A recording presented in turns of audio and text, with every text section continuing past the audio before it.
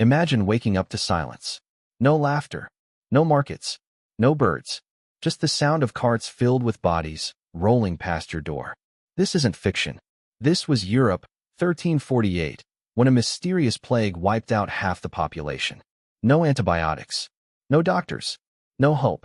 Yet somehow, some people survived. Today, we uncover how. People called it the Great Dying. Within weeks, villages were silent. Entire families vanished overnight. Scientists today know it as the bubonic plague caused by bacteria. But back then, they thought it was God's punishment, bad air, or a curse. And when people don't understand something, they fear it. Meet Elena, a 19-year-old girl from Florence. The plague had already taken her mother. Her neighbors nailed their doors shut. Every breath could be her last. She whispered a prayer before stepping outside to look for food. And every shadow could hide death. Medieval people didn't understand germs. But they noticed the plague spread fastest in smelly places, dirty streets, waste, stagnant air. Elena's family hung rosemary, lavender, sage by their windows. We now know these herbs contain antimicrobial oils. They accidentally created their own natural air filtration system. Without medicine, they used nature.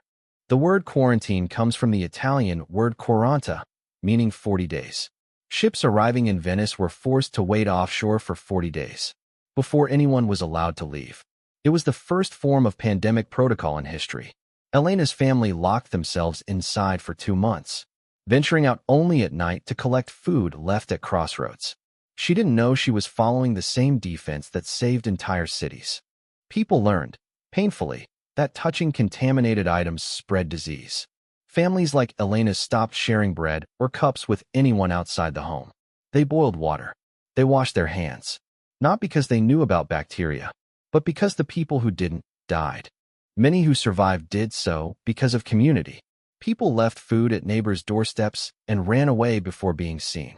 Sometimes survival isn't about strength. It's about kindness. Elena wrote every night in her journal. Fear can kill the soul before illness ever reaches the body.